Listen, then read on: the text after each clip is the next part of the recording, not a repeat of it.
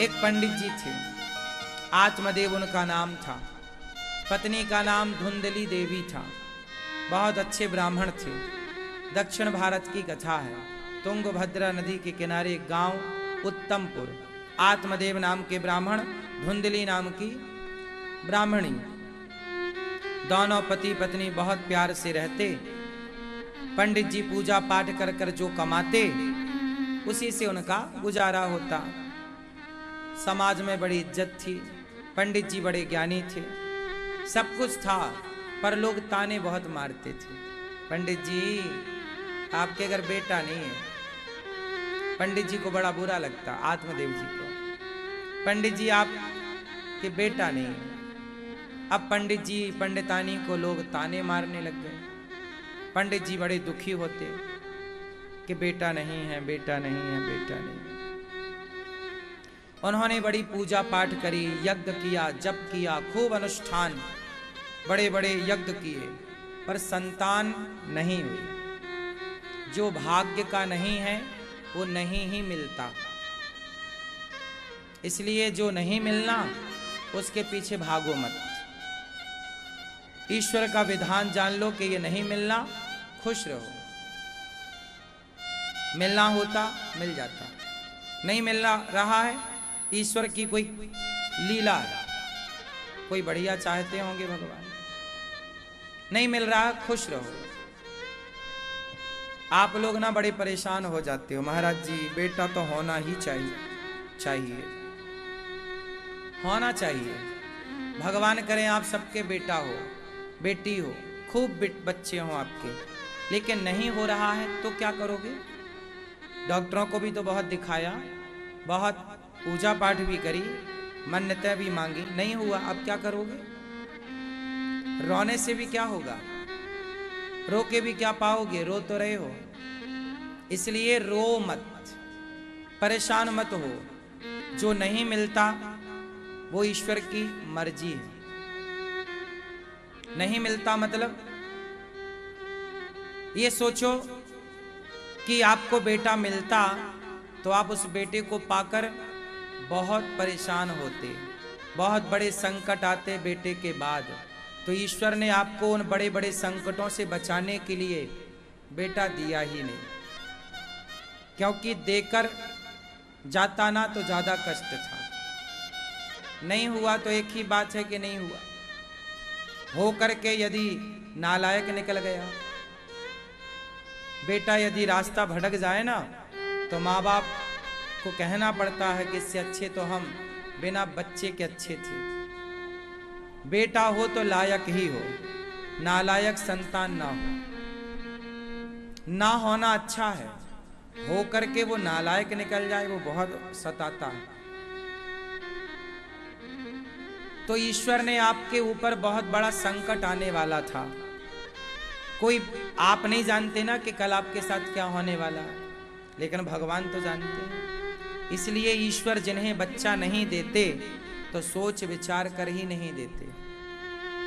बच्चा क्यों होता है? माँ बाप का ऋण उतारने के लिए। जिसके सिर पर ऋण था वो तो आ गया चुकाने, तो जिसके सिर पर ऋण होता है उसके तो बच्चे होते हैं ऋण चुकाने के लिए। पर जिसके सिर पर कोई ऋण है ही नहीं, भगवान उसे फिर झंझट से बचाते हैं कि जब ऋण है ही नहीं तो बच्चे की जरूरत ही नहीं।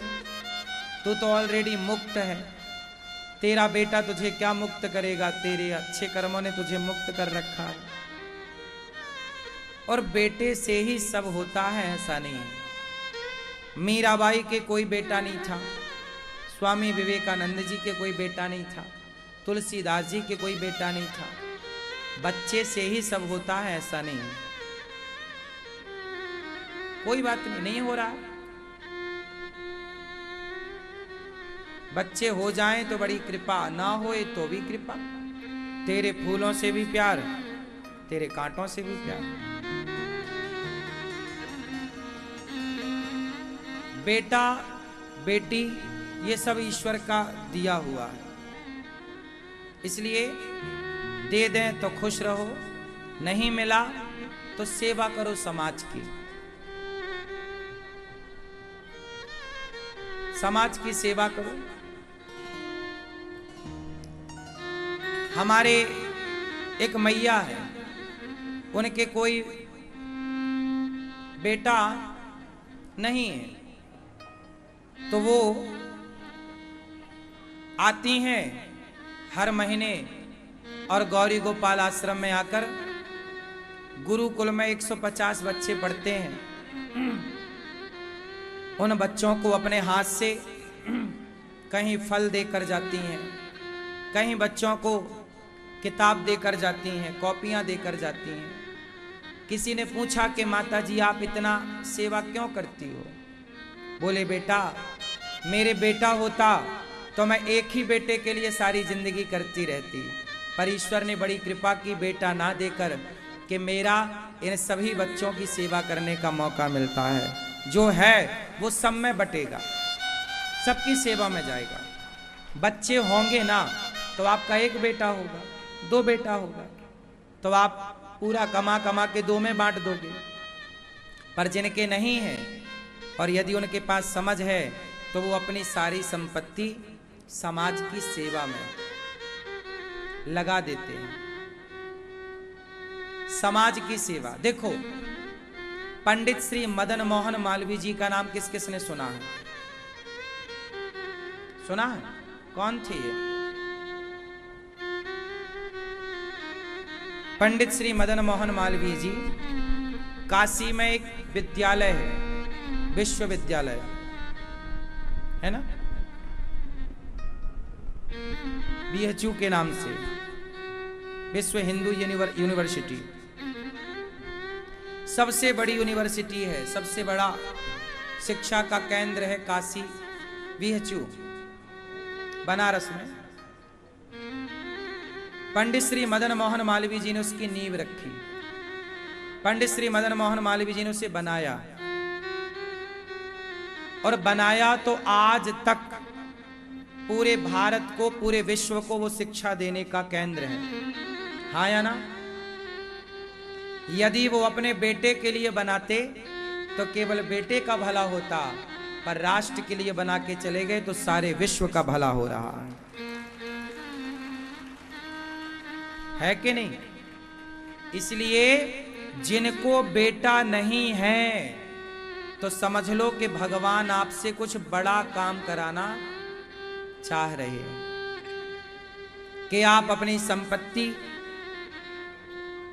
आप किसी वृद्धाश्रम को गोद ले लो, गौशाला को गोद ले लो और अपनी सारी संपत्ति से गौ माता की सेवा स्टार्ट करो, वृद्ध माओं की सेवा स्टार्ट कर दो, अनाथ बच्चों की सेवा स्टार्ट कर दो, बेसहारा बच्चों को पढ़ा लिखा करके काबिल बनाओ।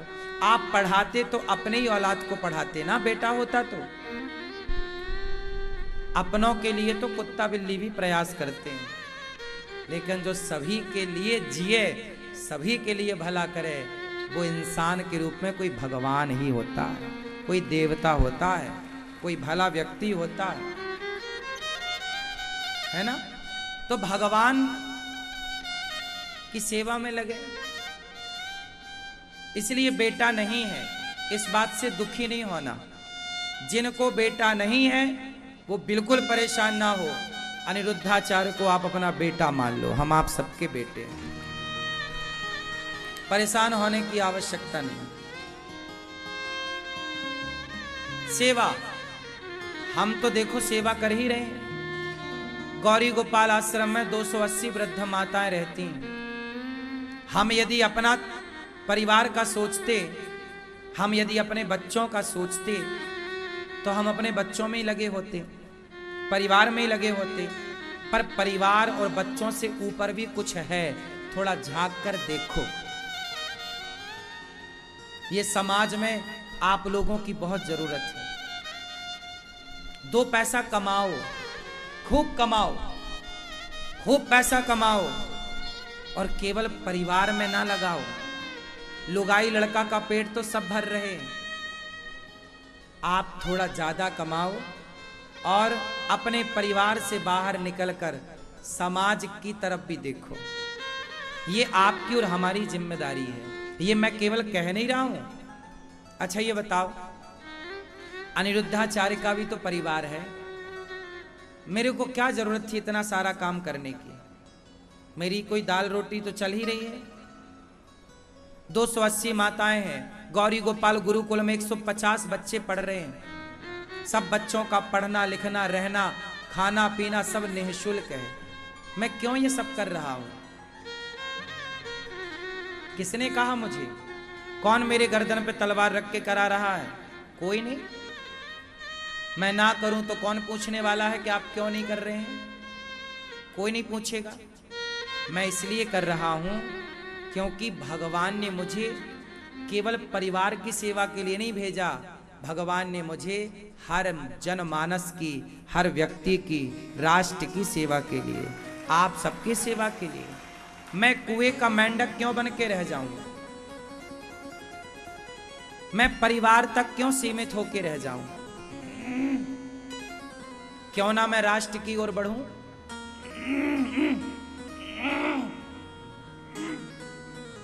क्यों ना मैं समाज की सेवा करूं? इसलिए आप भी परिवार तक ही ना सोचा करो, परिवार से ऊपर उठो, अपने स्वार्थों से थोड़ा ऊपर उठ जाओ। यदि आज का इंसान अपने स्वार्थों को किनारे कर दे और अपने स्वार्थों को नीचे करके राष्ट्र को ऊपर रखे ना, तो भारत सबसे श्रेष्ठ विश्व में विश्व गुरु हो जाएगा। आदमी अपना स्वार्थ नहीं छोड़ पाता, 4 लोगों के लिए कमा कमा के मर जाता है। आपके घर में कितने लोग हैं? जरा सब लोग बताओ, बोलो। सब लोग से पूछ रहा हूं। किसी के घर में 4 लोग हैं, किसी के घर में 5 लोग हैं, किसी के घर में 10 लोग हैं। क्यों? सही है। किसी के घर में 20 लोग होंगे बस। क्यों? आप 50 साल के हो रहे हो,